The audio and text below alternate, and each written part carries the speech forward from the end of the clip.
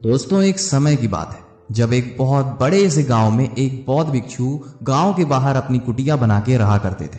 वो जो बौद्ध भिक्षु होते हैं वो बहुत ही बड़े बुद्धिमान आदमी होते हैं। वो जब गांव में भिक्षा मांगने के लिए जाते थे तो लोग उनसे भिक्षा के साथ साथ अपनी प्रॉब्लम्स भी उन्हें सुनाते थे। जो भी लोगों की समस्याएं होती थी उन भिक्षु से समझते थे और उसका समाधान भी लेते थे।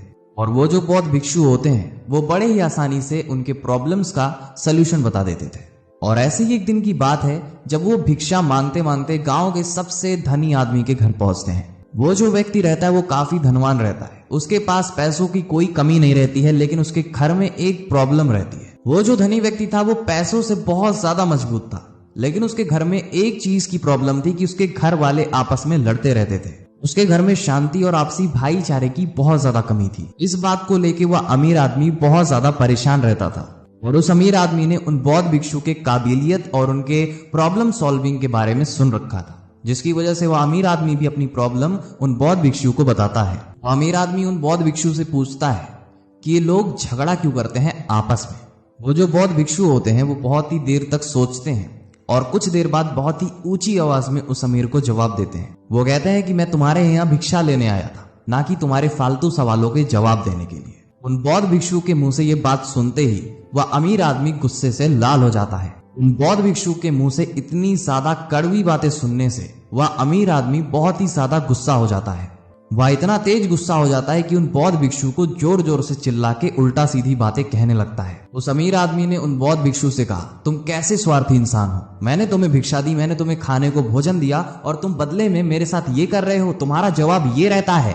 उस अमीर आदमी ने गुस्से में आके न जाने बौद्ध भिक्षु को क्या क्या कह डाला, लेकिन बौद्ध भिक्षु बिना एक शब्द बोले शांति से उस अमीर आदमी की बातें सुनते रहे। लेकिन कुछ देर के चिल्लाने के बाद जब वो अमीर आदमी शांत होता है तो बौद्ध भिक्षु मुस्कुराते हुए उससे कहते हैं कि मेरे दोस्त, मैंने तुमसे जैसे ही बुरा बर्ताव किया तुरंत तुम गुस्सा हो गए और क्रोध में आके तुमने मुझ पे चिल्लाना शुरू कर दिया। और उसी समय अगर मैं भी तुम्हारे ऊपर क्रोधित होके चिल्लाना शुरू कर देता तो हो सकता है कि हमारे बीच बहुत ही भयंकर लड़ाई भी हो सकती थी।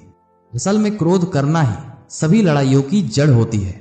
जब एक व्यक्ति गुस्से में हो और दूसरा व्यक्ति भी गुस्से में हो और उसके सवालों का जवाब भी दे वो, तो हो सकता है वहां पे बहुत ही भयंकर लड़ाई भी हो सकती है। लेकिन वहीं पे दोनों में से कोई एक व्यक्ति अगर शांत रहे तो बहुत ही बड़े से बड़े झगड़े को सुलझाया जा सकता है। साफ शब्दों में बात करें तो जितना ज्यादा आप सहनशीलता दिखाएंगे उतना ही झगड़े कम होंगे। दोस्तों, इस कहानी से हमें यही सीखने को मिलता है, चाहे आपका घर हो, चाहे बाहर हो, चाहे आपका ऑफिस हो, स्कूल हो, कॉलेज हो, कोई सी भी जगह हो, हमें खुद को स्थिर और शांत रखना चाहिए।